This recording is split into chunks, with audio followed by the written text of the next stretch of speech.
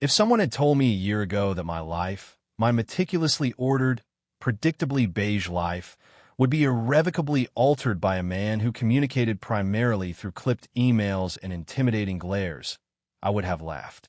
A small, tight, anxious laugh, but a laugh nonetheless. My world was built on routine. It was a fortress of solitude, constructed from early mornings, the scent of sawdust and solvent, and the quiet satisfaction of creating miniature worlds with my own two hands. I was an architectural model maker, a ghost in the machine of a sprawling firm, content in my basement workshop, my only real companions the tiny trees and scaled-down buildings I brought to life. Then Mr. Julian Croft arrived. He wasn't just a new project manager. He was a weather system, a low-pressure front that moved into the office and immediately dropped the temperature by 10 degrees. He was tall, broad in a way that seemed to take up more than his share of space, with dark hair that was always perfectly, almost aggressively styled.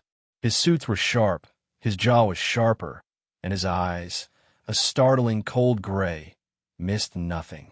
I first saw him from my self-imposed exile, looking up through the large window that connected my workshop to the main office floor. He was standing over someone's desk, pointing at a blueprint, his posture radiating an unnerving stillness, a predatory calm. He didn't gesture wildly or raise his voice. He didn't have to. His presence was a declaration of authority all on its own. My initial observations were purely clinical, a catalog of threats. He was the antithesis of my quiet existence. Where I was soft edges and nervous energy, he was all hard lines and immovable confidence. He moved through the world as if he owned it, while I moved through it hoping not to be noticed. He was a force of nature. I was the person who checks the weather forecast 3 times before leaving the house. Our interactions were mercifully brief and brutally efficient. He would descend into my workshop, his expensive leather shoes silent on the concrete floor until he was right behind me, making me jump every single time. "Leo," he would say, his voice a low rumble that vibrated through the floorboards. Not a question, a summons. He would inspect my work with an unnerving focus, his gray eyes scanning every miniature facade, every perfectly placed blade of artificial grass. He never complimented. He would just nod, a short, sharp dip of his chin that meant acceptable, or point out a flaw with such surgical precision it felt like a personal failing. "The grain on this balsa is running the wrong way for the load-bearing wall it represents," he said once, his finger hovering millimeters from my work. I had spent 6 hours on that wall, so I existed in a state of low-grade terror, mixed with a confusing, undeniable fascination. I watched him. From the safety of my workshop, I watched him command meetings, his voice never rising but cutting through the chatter like a razor. I watched him pace on the phone, one hand shoved in his pocket, a picture of coiled tension. I watched the way the fluorescent lights caught the silver at his temples, a subtle tell of a stress he never otherwise showed. He was, in a word, compelling. An intricate, unknowable structure I wanted to study, to understand, to replicate in miniature, just to feel like I had some grasp of him. It was a foolish, dangerous impulse, this strange magnetism. He was my boss. He was, by all accounts, ruthlessly straight. And I was me, a quiet, anxious man who built tiny houses and harbored impossible crushes on stone-faced managers. The distance between us wasn't just professional, it was astronomical. A chasm of personality, power, and presumed orientation. And so the status quo was established. He was the distant, formidable planet, and I was a tiny, insignificant moon, caught in his orbit, content to simply observe from a safe, lonely distance. The disruption arrived on a Tuesday, disguised as an email. The Henderson Tower project, our firm's golden ticket for the next decade, had its final presentation moved up. Not by a day or a week. It was moved to Friday. This Friday. A collective groan echoed through the office. For me, it was a death sentence. The centerpiece, a 1:50 scale model of the entire complex, was barely half finished. Panic, cold and sharp, sank its teeth into my stomach. This wasn't just a model. It was the most complex piece I'd ever been tasked with. It required hundreds of hours, and I now had less than 72. The next 2 days were a blur of caffeine, precision cutting, and the acrid smell of industrial adhesive. I didn't go home. I slept on a cot in the back of my workshop, waking with the ghost of tiny window frames imprinted on my cheek. The office above me emptied and filled, a tide of footsteps and chatter, but I remained in my concrete bunker, racing against an impossible clock. And he was there, Croft. He didn't leave at 5 like the others. He stayed late, a silent sentinel in his glass-walled office, the blue glow of his monitor painting his severe features in an ethereal light. Every so often, he would descend, materializing in my doorway with a container of coffee or a sandwich, setting it on my workbench without a word before disappearing again. "No, how's it going? No, you can do this, just the offering." A silent, practical acknowledgement of my marathon. It was the most human I had ever seen him be, and it was profoundly unsettling. Thursday evening, the sky outside turned a bruised, sickly purple. A storm was coming. The weather alerts had been buzzing on everyone's phones all day, a rising chorus of doom. By 8, the office was a ghost town. Everyone had fled, eager to get home before the heavens opened. Everyone except me and him. The first crack of thunder was so loud the windows of my workshop rattled. I flinched, dropping a tiny, painstakingly crafted lamppost. I swore under my breath, my hands shaking from exhaustion. The rain started moments later, not a drizzle, but a sudden, violent deluge, as if a bucket had been overturned on the city. My phone buzzed. A transit alert. All train and bus services suspended due to flash flooding. Of course. I lived an hour away by train. I didn't own a car. I stared at the alert, a fresh wave of despair washing over the exhaustion. I was stranded. Footsteps. I looked up to see Croft standing in the doorway, shrugging on his tailored overcoat. He looked tired. The formidable armor of his professionalism was cracked, showing the weary man beneath. "You should go home, Leo," he said. His voice was softer than usual. I gestured vaguely at the half-finished model, a city of ghosts under the harsh fluorescent lights. "I can't. It can wait until morning, no." "It can't," I said, my voice tight. "We need the adhesive to cure for at least 8 hours before transport. If I don't finish tonight, it won't be ready for the presentation tomorrow." He looked from the model to me, then to the window where rain was lashing against the glass. He sighed, a sound that seemed to carry the weight of the entire project. "The trains are down." I know, my stomach twisted. I was preparing to spend another night on the cot. He was quiet for a long moment, his gray eyes unreadable. He seemed to be weighing a series of complex equations in his head. Then he spoke, and the words were so unexpected they seemed to hang in the air between us, foreign and strange. "I'll drive you." I stared at him. "What?" "I'll drive you home," he repeated, as if it were the most obvious thing in the world. "Grab your things. We'll leave in 5-inch." He turned and walked away before I could process it, before I could form a protest or even a thank you. I was left standing in the sudden, ringing silence, my heart hammering against my ribs like a trapped bird. Forced proximity with Julian Croft. The thought was both terrifying and, to my shame, thrilling. The car was like him, black, immaculate, and smelling faintly of leather and something else, something clean and masculine I couldn't place. It was a space of quiet, imposing luxury. Sitting in the passenger seat felt like a violation, like I was tracking mud into a pristine art gallery. The silence inside was a stark contrast to the storm raging outside. Rain hammered on the roof, and the wipers swished back and forth in a frantic, hypnotic rhythm. He drove with an easy, focused competence, his large hands resting lightly on the steering wheel. I was hyper-aware of him, of the space he took up, of the subtle shift of fabric as he navigated a turn, of the way his jaw was tight with concentration. I risked a glance at him. In the intermittent glow of passing streetlights, I could see the fine lines of fatigue etched around his eyes. I noticed a small, pale scar that cut through his left eyebrow, a detail I'd never seen from my distant vantage point. It humanized him in a way that felt dangerously intimate. My own hands were clenched in my lap. My mind was a frantic scramble of what to say. Should I thank him again? Should I talk about the project? The weather? The silence felt like a physical weight pressing down on me, and my usual social anxiety was cranked to an unbearable volume. "You live out past Thornton Park, right?" he asked, his voice cutting through the noise of the storm without startling me. Yeah, just off of it," I managed to say, my voice sounding thin and reedy. He nodded. We drove on. The main roads were already turning into shallow rivers. Streetlights flickered, their reflections shimmering and breaking on the churning surface of the water. I could feel the car hydroplaning slightly, a sickening little slide that made my stomach lurch.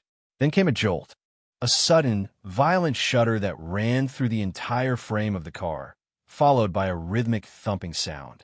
Thump, thump, thump. Croft swore, a low, guttural sound, and expertly maneuvered the car to the flooded shoulder of the road. "What was that?" I asked, my voice trembling slightly. "Felt like we hit something," he said, his voice tight with frustration. "He killed the engine." The sudden silence was deafening, broken only by the relentless drumming of rain on the roof. A flat. Has to be. He unbuckled his seatbelt. "Stay here." It was an order, not a suggestion. I watched as he opened his door and stepped out into the maelstrom. The wind snatched at his coat, and the rain instantly plastered his dark hair to his skull. He was a silhouette against the flickering streetlights, a tall, solid shape battling the elements. He circled to the back of the car, and I saw him crouch down. Even through the distorted, rain-streaked glass, I could see the tension in his shoulders. He stood up, shaking his head, and came back to the driver's side, wrenching the door open. He was soaked. Water dripped from his hair onto the perfect leather of the seat. "Tires shredded," he said, his voice grim. "I have a spare, but I can't change it in this. The jack will sink in this mud." He ran a hand through his wet hair, pushing it back from his forehead. It was the first time I had ever seen his professional mask completely stripped away. In its place was pure, unadulterated frustration and vulnerability. My mind raced. We were stuck in the middle of a biblical storm. "My apartment," I blurted out. He turned to look at me, his gray eyes narrowed. "What?" "My apartment.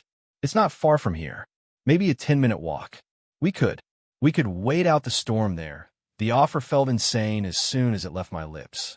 Inviting this man, my intimidating, unknowable boss, into my tiny, private sanctuary. My fortress. He stared at me for a long moment, the rain dripping from his chin. I could see him calculating the odds, weighing the options. Staying in a cold, dead car versus me. My place. Finally, he gave a short, sharp nod. Okay, the walk was brutal. The wind tore at us, and the rain was so heavy it felt like walking through a waterfall. Within seconds, I was as soaked as he was. The street was a river of churning brown water that soaked my jeans up to the knee. I led the way, head down, trying to navigate by the faint memory of the sidewalk's edge. As we reached a particularly deep patch of water covering a curb, he stumbled. His foot slipped on the unseen edge, and his weight shifted. He was going down. Without thinking, without hesitation, my body moved on its own. I reached out, my hand grabbing for his arm to steady him.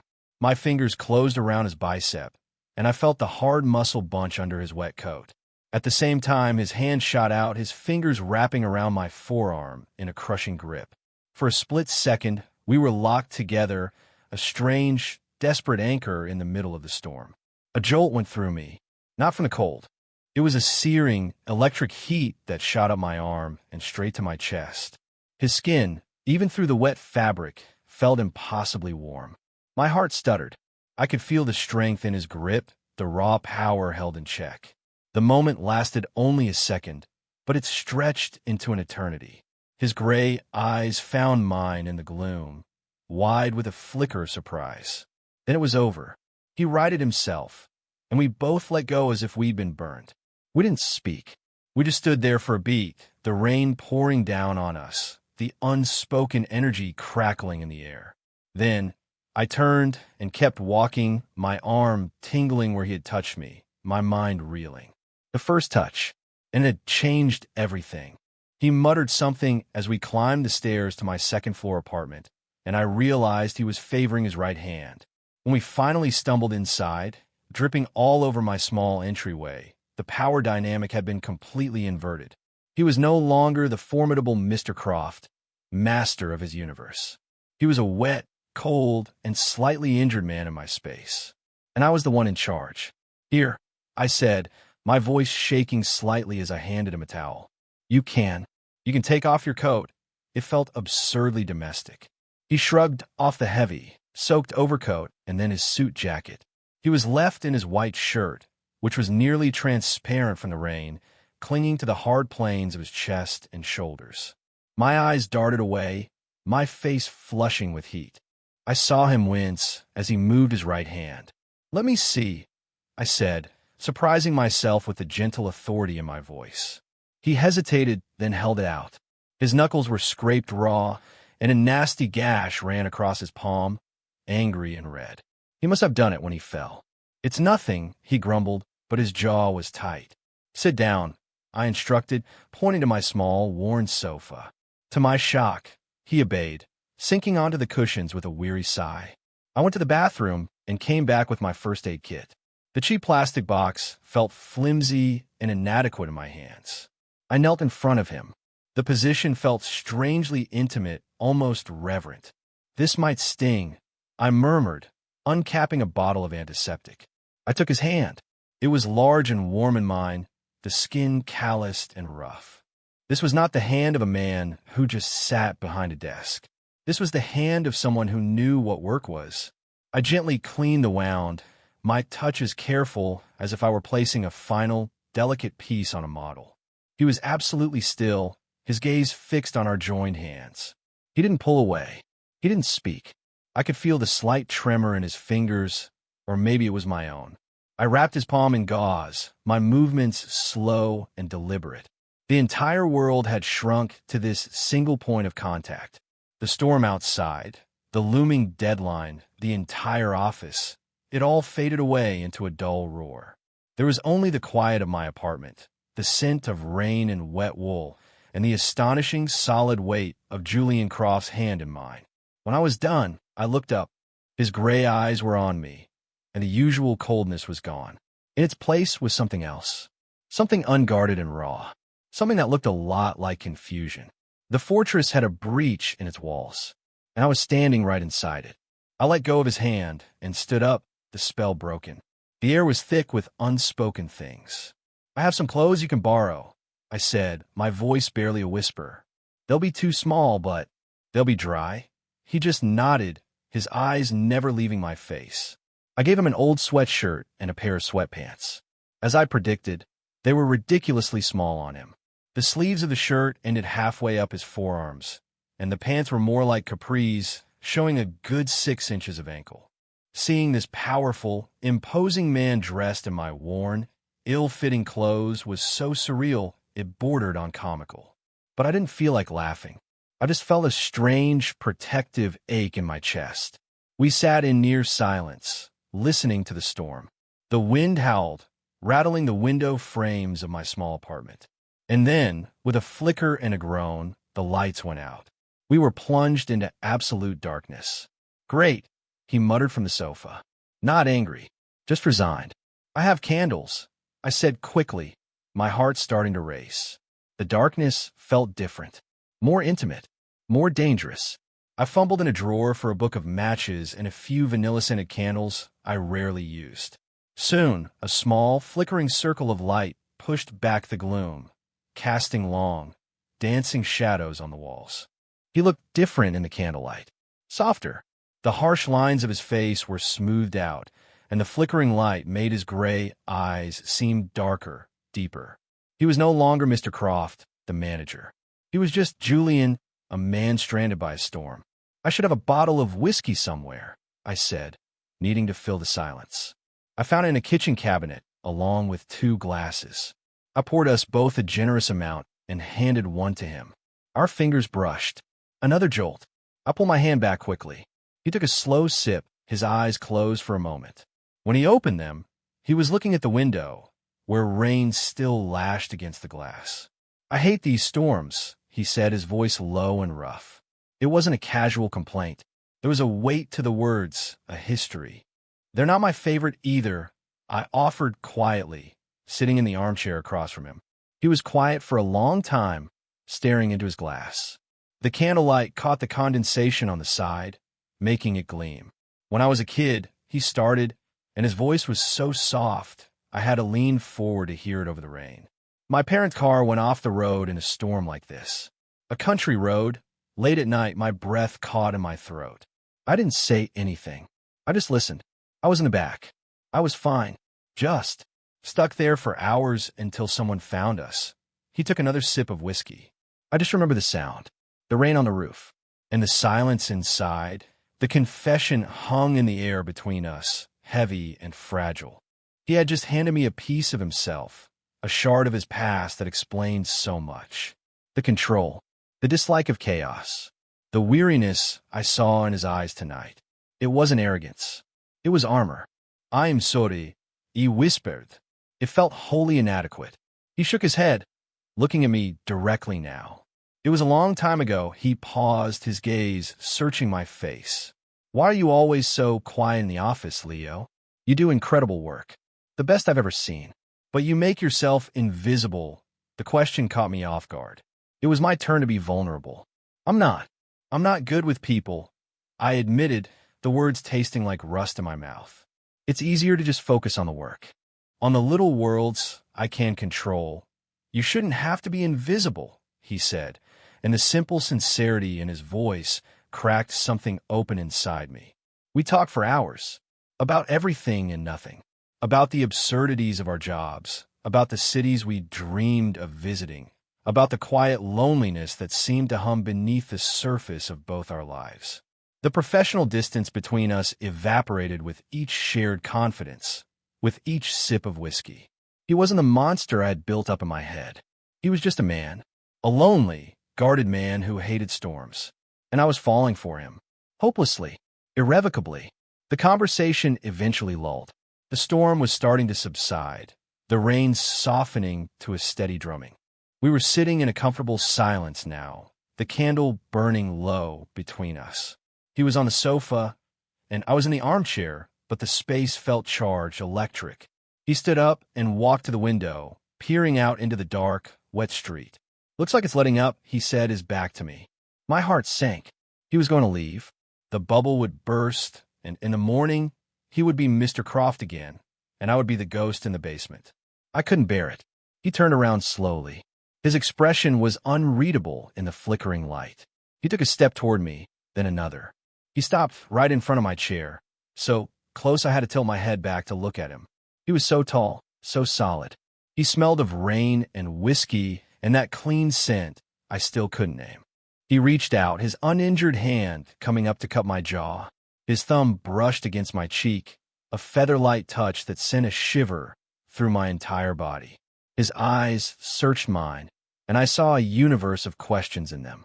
Fear, hesitation, and a deep, aching want that mirrored my own. "Leo," he whispered, his voice thick with an emotion I couldn't decipher. My entire world stopped. There was no thought, no anxiety, no past, no future. There was only this moment, this man, this precipice. He leaned down, slowly, giving me every opportunity to pull away. I didn't. I couldn't. I met him halfway, rising slightly from my chair, and then his lips were on mine. It wasn't a frantic, passionate kiss. It was quiet. It was questioning. It was unbelievably gentle. His lips were soft, hesitant, as if he were testing the feel of me, learning a new language. I responded with the same tentative honesty, a silent confession of all the things I'd been too afraid to even admit to myself. It was a kiss that tasted of whiskey and rain and years of unspoken longing. It was the most honest thing I had ever experienced. When he finally pulled back, we just looked at each other, breathing the same air, the world irrevocably, terrifyingly, wonderfully changed. I woke to the pale gray light of dawn filtering through my window. For a moment, I was disoriented. My neck was stiff, and a blanket was draped over me. I was on my sofa, alone. Panic, cold and immediate, seized me. I sat up, my heart hammering against my ribs. The apartment was silent. Too silent. The air was clean, washed by the storm, but it felt empty. On the small wooden coffee table, next to a guttered candle, was a single folded piece of paper. My hands trembled as I reached for it. It was a page torn from my own sketchbook. His handwriting was sharp and precise, just like him. Had to leave. Thanks for everything. Julian, that was it. No, I'll call you. No, we need to talk, just. Thanks. As if I'd done him a favor. As if last night was just a transaction. A shelter from a storm. The intimacy, the confessions, the kiss. It all curdled in my stomach, turning into a bitter cocktail of shame and regret. The spiral began instantly. He regretted it. Of course, he regretted it. He was probably drunk, or lonely, or thrown off by the storm in his memories. I was a momentary lapse in judgment, a convenience, a warm body in a cold night. The anxiety I'd kept at bay for hours came rushing back, a tidal wave of self-recrimination. What had I done? I had crossed a line, a massive, uncrossable, career-ending line. He was Julian Croft, my manager, a man who moved in a world of power and confidence. And I was Leo, the quiet model maker who had foolishly mistaken a moment of vulnerability for something more. The morning light fell harsh and accusatory, illuminating every dusty corner of my apartment and my life. The fortress of my solitude, which had felt so safe just 2 days ago, now felt like a prison cell I had been rightfully returned to. The weekend was an exercise in torture.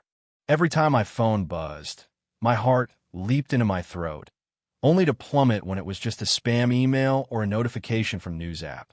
I replayed every moment of that night, searching for clues I might have missed, dissecting every word, every touch. Was it real? Or had I imagined the depth, the honesty in his eyes? The more I thought, the more convinced I became that it was all in my head. He was just being kind, and I had read too much into it. The kiss was a mistake. His mistake. And I had let it happen. Monday was worse. Walking into the office felt like walking to my own execution. I expected to find a termination letter on my desk, or, at the very least, a summons to human resources. But there was nothing. It was just a normal Monday. Except it wasn't. I saw him across the office, standing by the coffee machine. He looked immaculate again, dressed in a perfectly tailored charcoal suit, his armor firmly back in place. He looked up, and our eyes met for a fraction of a second. A jolt went through me, but he looked away instantly, his expression a blank, professional mask.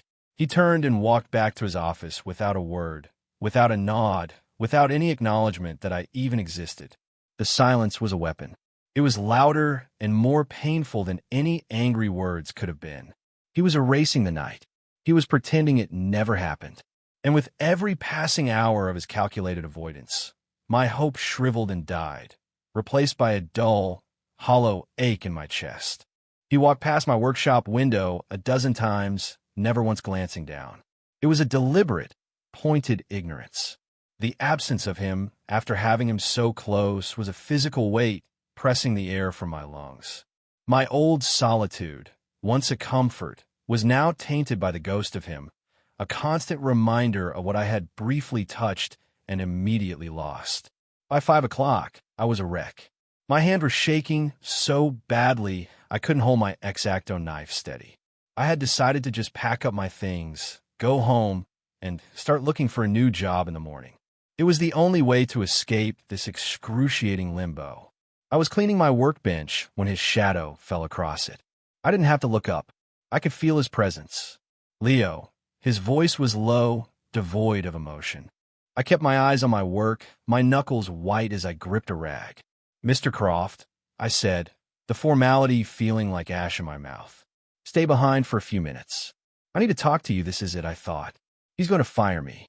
He's going to do it quietly, after everyone has gone home, to avoid a scene. The ache in my chest tightened into a knot of pure dread. I just nodded, unable to speak. I waited. The office emptied out, the familiar sounds of departure echoing in the large space. Finally, it was just the hum of the servers and the ticking of a wall clock. The silence stretched, each tick a new form of torture. He appeared in my doorway again. He wasn't wearing his suit jacket anymore. His tie was loosened. He looked exhausted. The confident mask was gone again, replaced by that same weariness I'd seen during the storm. He looked just as wrecked as I felt. "My office," he said and turned. I followed him like a man walking the Green Mile. His office was dark, save for the glow of the city lights through the floor-to-ceiling window behind his desk. He didn't sit down. He just stood by the window, looking out, his back to me. "I'm sorry," he said, his voice so quiet I almost didn't hear it. I blinked. "For what?" I asked, my voice hoarse. "For firing me? For the kiss? For pretending I didn't exist?" He turned around, and the conflict in his eyes was staggering.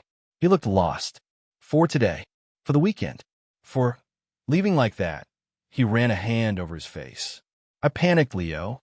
I woke up in your apartment, and the storm was over, and the sun was coming up, and I just fled." He took a step closer. "I'm not good at this," he said, gesturing vaguely between us. "At feelings. At things I can't control. My whole life has been about control. About building walls." He was standing in front of me now, so close I could see the flecks of silver in his gray eyes. "What happened between us on Thursday? It wasn't a mistake. It wasn't the whiskey, and it wasn't the storm. It was the most real thing that's happened to me in a very long time. And it scared the hell out of me. The dam inside me broke. All the fear, the anxiety, the heartbreak of the last 3 days coalesced into a single, burning tear that slid down my cheek.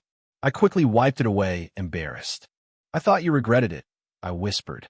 "I thought I was just a mistake." "No," he said, his voice firm, resolute. "You were never the mistake. My fear was the mistake. Hiding was the mistake." He looked at me, his gaze intense and full of a raw, terrifying honesty. "I don't want to hide anymore." We stood there in the quiet dark of his office, the city lights painting us in silver and gold. The push and pull, the tension and retreat, it was all leading to this. A final, terrifying choice. To step forward or to step back forever. He took another step, closing the remaining distance between us. He reached out, not for my face, but for my hand. He took it, his fingers lacing through mine. His grip was firm, steady, an anchor. It wasn't the desperate grab from the storm or the hesitant touch from my apartment. This was intentional. This was a promise.